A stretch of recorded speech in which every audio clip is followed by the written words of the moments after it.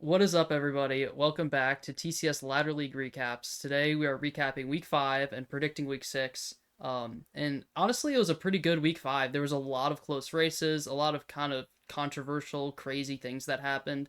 And obviously, two more people get out and someone moves up, so we'll discuss that right now. Starting with our bottom rung match between Jablaki, Flup, and Charizite. So obviously, I think the big thing that you can see initially is Charizite had to forfeit this match. He had some personal things, so really unfortunate we didn't get to see Charizite kind of fight for his life in this match, which, Jablaki ended up with a 233, which, we saw Charizite beat that last week, so I think it would have been a really good match had Charizite played. Obviously, he had his own personal things he was dealing with, so he can't do anything about that. Sucks to see him leave the tournament, but obviously outside of TCS or outside of the Ladder League, pardon, he's going to be doing really well in TCS. So I'm not too concerned about that. Also, I forgot to mention, shout outs to I'm doing this live again. I'm doing this live again, so I'll be responding to chat live in the recap just to extend the video a little bit. Shout out to Anonymous who's here in his recaps. Watch his recaps. I'm sure his is going to come out soon for week 6. And yeah, everyone else who's in chat, shout out to them. But yeah, so like I mentioned with Charizite, I actually see like today I was doing a run during this match, so I didn't get to watch a lot of it, but I know Jablaki and Flup were like almost dead even as of like Camino. And then next time I checked in on the race, it was like multiple minute lead for Jablaki, and it just like every time I looked back, it was just a bigger and bigger lead. Honestly, I'm surprised it was still 4 minutes at the end. Flup obviously not having the best run, and he goes out of the tournament here. But once again, Flup and Charizard, I don't know if we updated this. Chimkin, oh, it's not on this sheet, but Chimkin added the standings thing that I kind of wanted to add to this sheet, which I'll probably just end up copying pasting over. But both of them outperforming their seeds, I know that much. So like honestly, for Flup and Charizard, who had a really good rivalry this tournament, going out as late as week 5 is pretty impressive to me. And obviously, I think those guys are going to do great outside of Ladder League as well. So there's more to come from them. And then, so yeah, Jablaki kind of the expected result here, that he wins the match. I said in the Ladder League recap last week I think he was going to win, but I secretly chose Charizard to win this match in my predictions for the value, but he did not participate unfortunately, so I did not get that value. But yeah, like I said, Charizard could have definitely beaten this time had he played. It would have been interesting because he beat it last week. But yeah, Jablaki moves on to next week, and all I gotta say, I mean, I'll talk about it in the week 6 predictions, but Jablake's gonna have to put up a better time than that to stay alive. Let's just say that much. But anyways, moving on to Harasmi, Garrison, Revelo. So yeah, this was another one where we had a pre-recording. Harasmi pre-recorded, and honestly, I was expecting Harasmi to kind of dominate a little bit more than he did. He like lost to Saboba, which was like a really weird thing that happened, and he was a little shaky. Not Harasmi's best run, but it was enough because Garrison and Revelo have been like kind of struggling to put together good tournament times lately. They've had their own disasters here and there. So Harasmi wins the match. I'm not really surprised about that though, by a little less than I thought. But as for Garrison Revelo, Garrison kind of had the. I mean, he of course has the lead because of Xbox, right? He is the Xbox lead going into the start of the run, and he basically held that lead until CCT, where he kind of had a disaster, and Revelo catches up, and it was really close RTA, but Garrison LRT was a little bit further back. Actually, I'm trying to remember the end platform was it was it probably was close enough RTA that it like matched up with the LRT good enough because Revelo did finish first RTA, and it was only about an 8 second gap at the end, so that makes sense. So yeah, Revelo pulls ahead in CCT, and it's a really close best, but no one goes for GTF. And then Revelo barely squeaks out the second place, which is just massive for him. Like I said last week with the Jablaki loss, one of these two, Garrison or Revelo, is going to be week 7 still alive, guaranteed. And Revelo, I mean, it's going to be an insanely tough match for him next week, but he is alive in rung 2 in week 6 as the 15 seed. That is very impressive, in my opinion. So he is still going. He's going to definitely have to put up a better time than that, but we'll get to that in the predictions part. Next up, We Super to Hamster Laser. In this match, as for Justin, we'll start with Justin. This was exactly what I expected, just a dominant performance. He had a little bit of a shaky start. I remember tuning in about halfway in and be like, is Justin kind of on a bad run? Because he didn't have the best episode 4 exit, once again saves. So, it's not like that crazy, but then he had a really solid back half, and he gets a really solid time. Like, this is what I'm expecting out of Justin in the top rung next week. This is what I expect out of him like every week, is to get somewhere in the 224, maybe better. So yeah, good solid race from Justin. I'm happy. Well, okay, I'm a competitor of Justin, so I can't say I'm super happy about it, but like, yeah, I'm happy for him because this is a good time because he should be getting these times and he's looking good. As for DeHamster and Laser, this was just a classic ladder league finish because we're getting these insane finishes now where we have GTF now, where basically all the top runners are going for GTF, and it just creates these absolutely chaotic finishes since people aren't the best at it yet. It's not an easy trick by any means, so it's not like it'll always be like at some point it'll be first try every time, but I mean maybe, but as of now, it's a very very toss up trick, and both Hamster and Laser went for it, and it was a really really close race between the two, and Laser, like it was to the point where we had to do the LRT because of stream delay and load time differences. We had to do the LRT check on two guys who had started at the same time and have similar loads, and Laser squeaks out the win with the CG Bespin. Funny enough, taking the Hamster's CG Bespin. So that was a phenomenal finish. Like that's gonna end up being the closest finish we have probably in Ladder League. I mean, it would be awesome to see a closer finish than that in 3 seconds, but that was a phenomenal finish for second place, which obviously is so desperately important now in the ladder. So yeah, Laser moves up to the top rung. Like I mean, honestly, a lot of people were on Hamster because he had been playing TCS lately, and Laser hasn't been.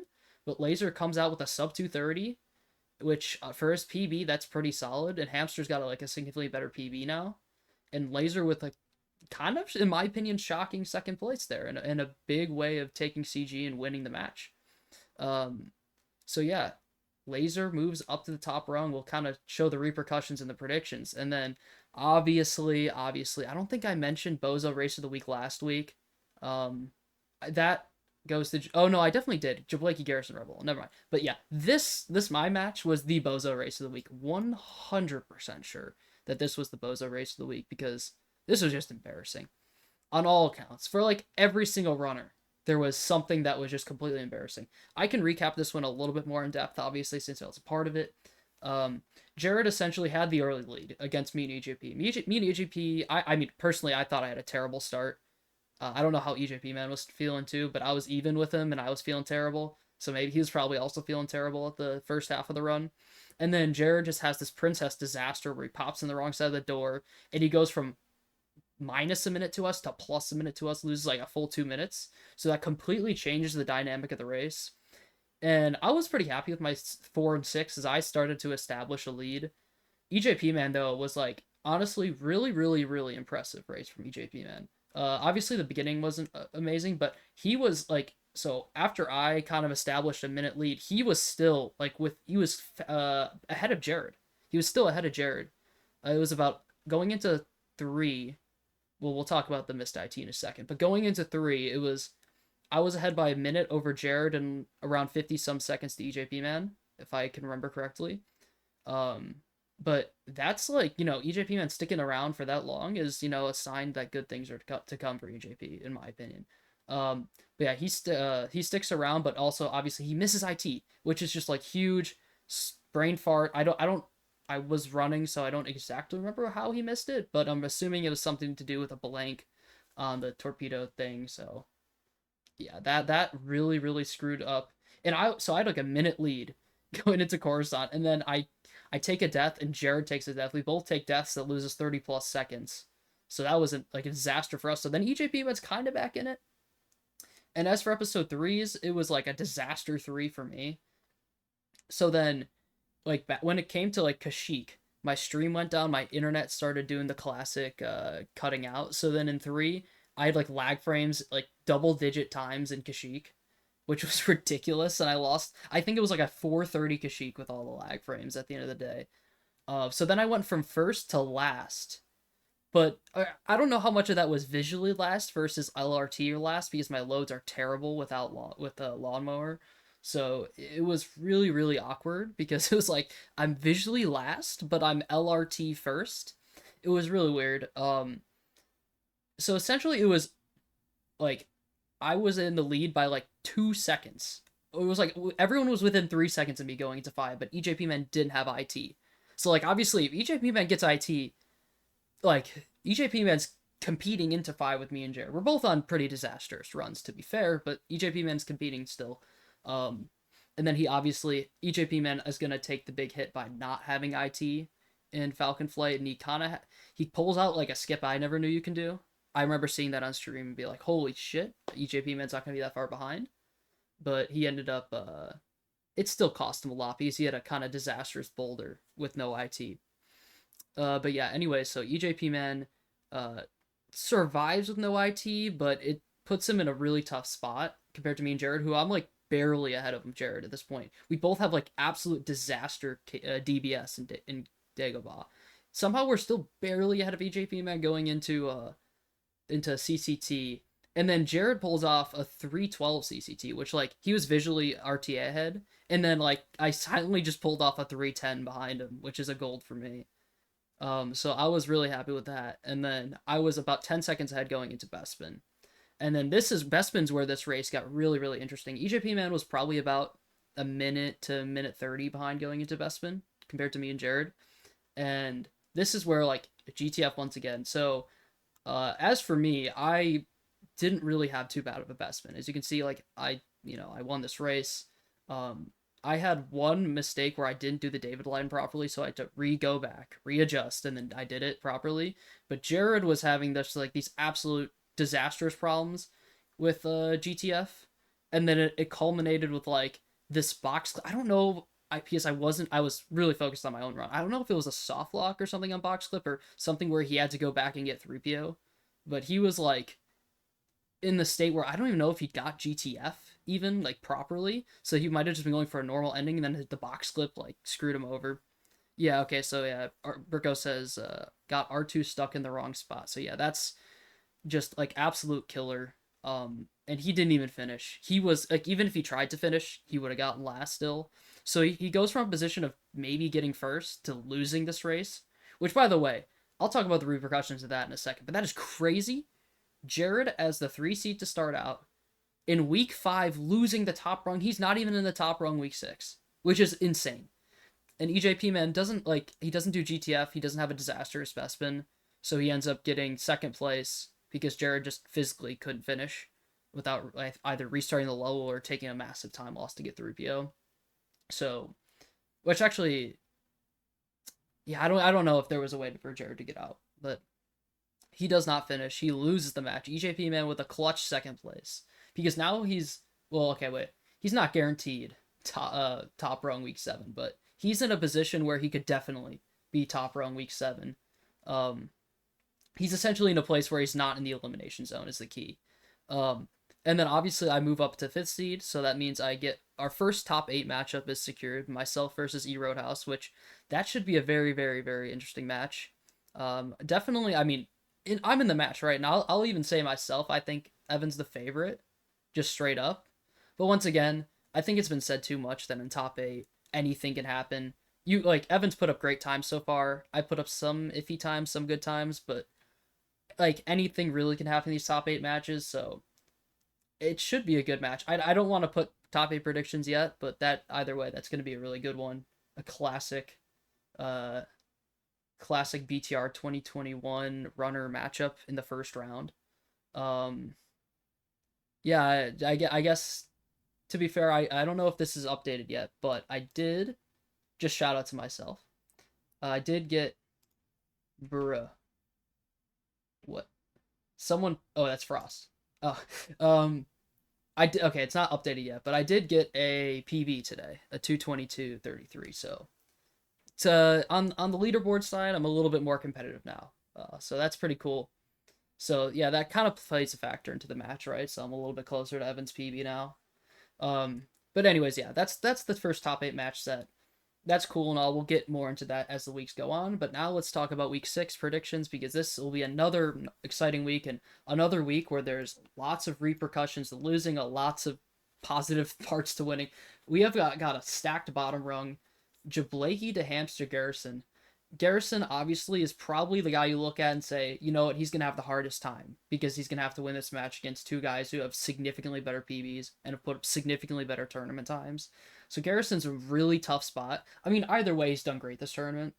for him to still be around week 6 is already like significantly outperforming any expectations going in that he might had. I mean, maybe Garrison projected himself to win the whole tournament going in, but significantly better than where his seeding would project him to be. But yeah, so Garrison is gonna have a really really tough match here. I want to believe in him, but it's gonna take some disasters from Jablaki into Hamster here. But yeah, obviously the big thing is one of these two guys is gonna get out here in week 6. The 8 seed or the 10 seed is gonna be out, and it's really hard to pick between them because Jablaki has shown signs of good runs this tournament, but he recently has shown some signs of bad runs. So I'm like, what sort of Jablaki are we gonna see?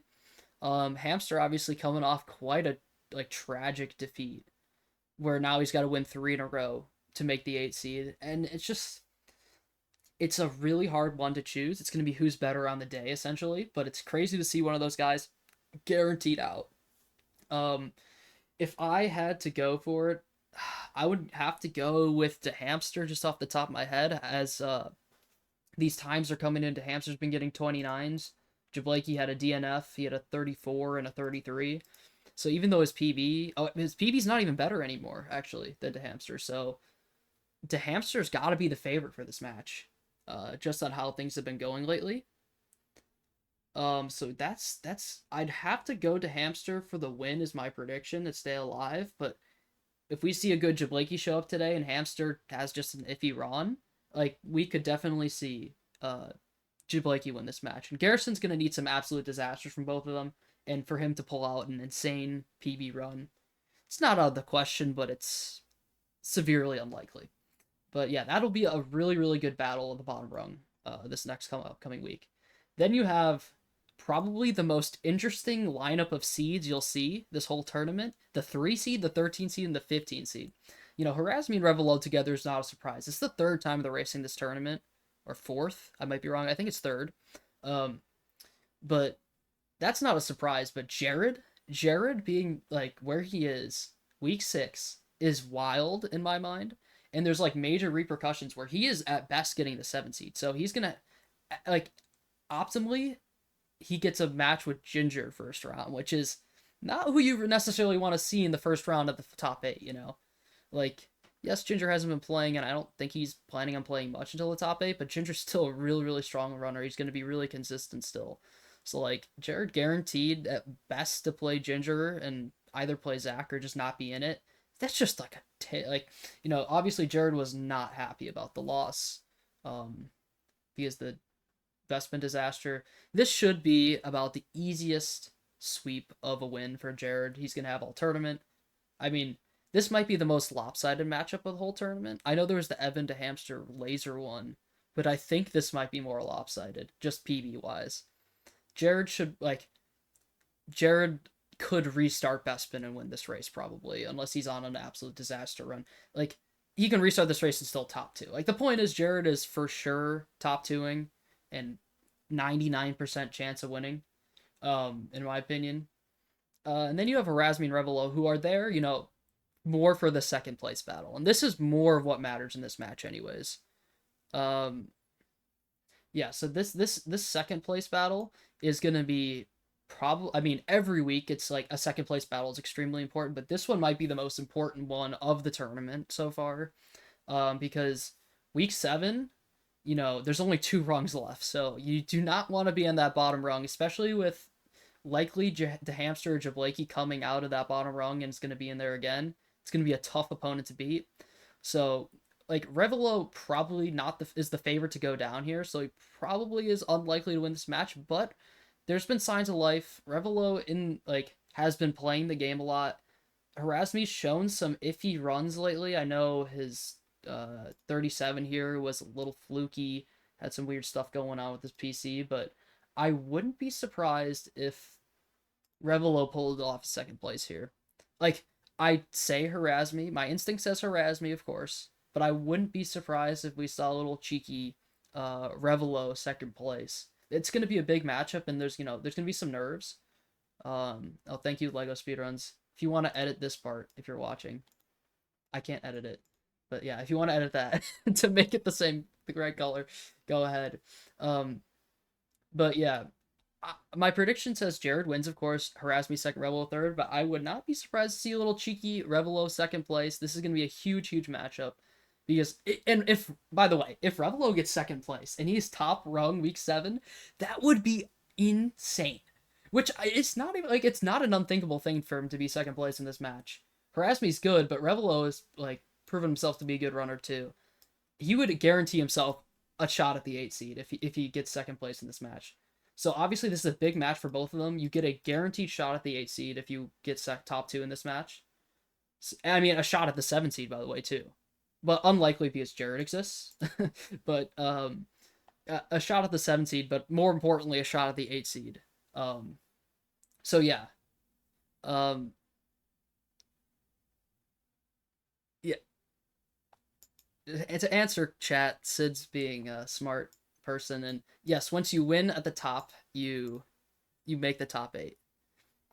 Anyways, as for the top match, we have Justin, EJP Man, and Laser, and this is just another combination of runners I did not expect to see in week 6 top rung. You know, like I said, when the start of this tournament happened, like this is gonna be a crazy ladder, and we're just getting wild matchups. So Justin is gonna be your favorite, of course. Like if he's gonna be able to pull out a time like a 224 in a race again, he's winning the match for sure. Like EJP Man, of course, probably has the potential to get a 224 on like a normal run setting, save cancels, but in a race probably not. So if Justin manages to get 224, 220, oh, my headset just died. That shouldn't affect my mic, but that's annoying. That's happened in like 3 recaps now where my headset dies. But yeah, Justin the favorite for sure in this match. I'm probably taking him to win as well. But more importantly, once again, this is going to be another great battle for second place. And once again, a guaranteed shot at the 8th seed on the line. Because third place goes down to the bottom rung of week 7. So you're immediately at risk if you lose this match.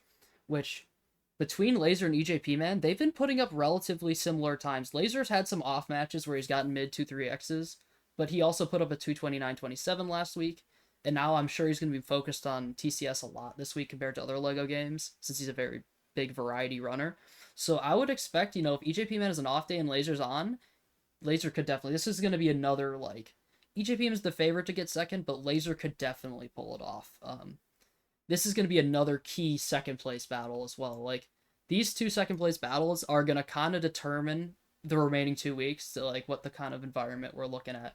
Because just while I think these 4 guys aren't really necessary, like, of course they want the 6 and the 7 seed, but they're realistically not getting it with Justin and Jared still in. So it's going to be about avoiding the bottom rung week 7 is like the key for all these guys, which is these matchups kind of determine where you're going to be week 7. So I'm going to take Justin to win. I'm going to take